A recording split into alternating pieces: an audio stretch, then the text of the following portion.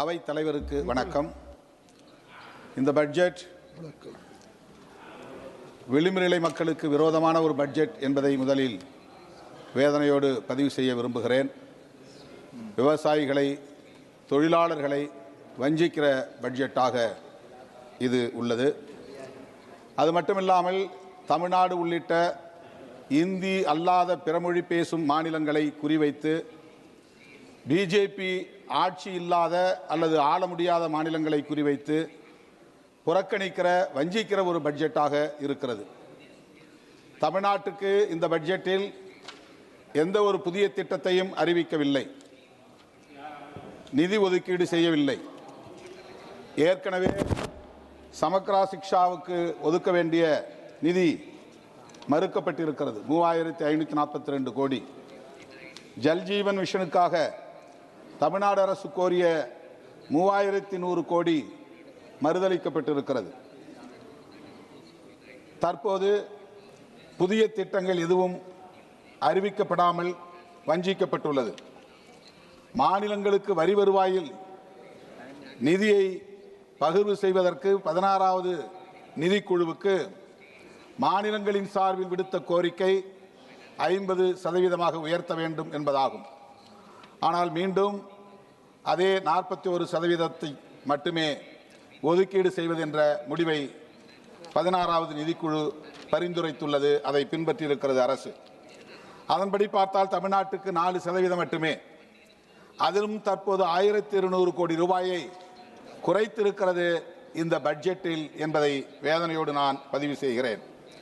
Kovai பெருநகரத்திலும் Madurai பெருநகரத்திலும் metro rail திட்டம் தேவை என்கிற கோரிக்கை ஏற்கப்பட்டு இப்போது அது நிராகரிக்கப்பட்டிருப்பது வேதனை அளிக்கிறது. அதுபோல ஓசூர் மிக முக்கியமான ஒரு பகுதி, தருமபுரி அருகே உள்ள இடம், தொழில் வளர்ச்சி பெற்று வருகிற ஒரு பகுதி. அங்கே விமான நிலையம் மிக முக்கியமான ஒரு தேவை என்கிற கோரிக்கை முன்வைக்கப்பட்டது, அதுவும் நிராகரிக்கப்பட்டிருக்கிறது.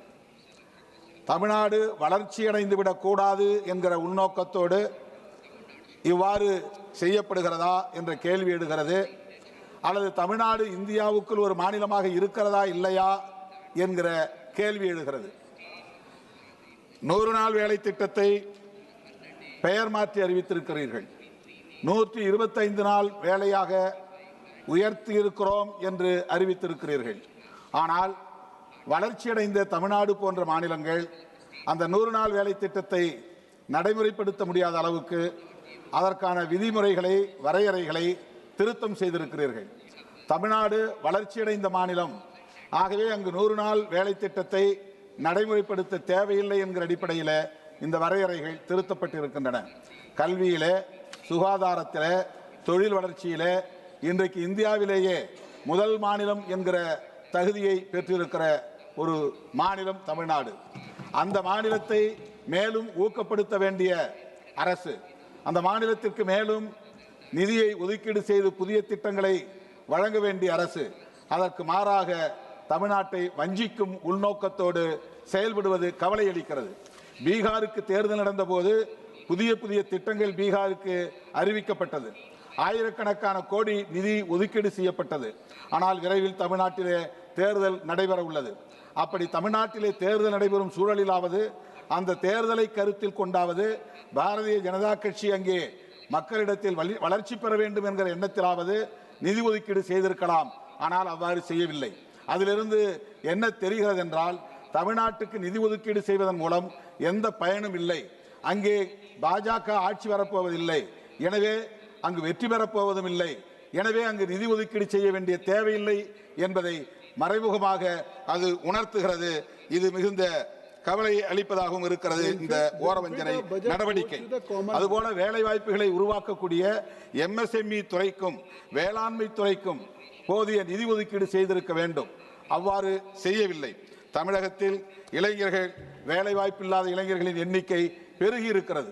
தனியார் துறைகளை நாடி செல்லுகிற வேலைவாய்ப்பை தேடுகிற இளைஞர்களின் எண்ணிக்கை பெருகி இருக்கிறது. அவர்களுக்கான வேலைவாய்ப்பை தருவதற்கு எந்த ஏற்பாடும் இந்த பட்ஜெட்டிலே இல்லை என்பது வேதனை அளிக்கிறது. ஒட்டுமொத்தத்தில் தமிழ்நாட்டை இந்த பட்ஜெட் வஞ்சித்திருக்கிறது. இது போன்ற ஓரவஞ்சனை போக்குகள் ஒட்டுமொத்த இந்தியாவின் வளர்ச்சிக்கு எதிராக அமையும்.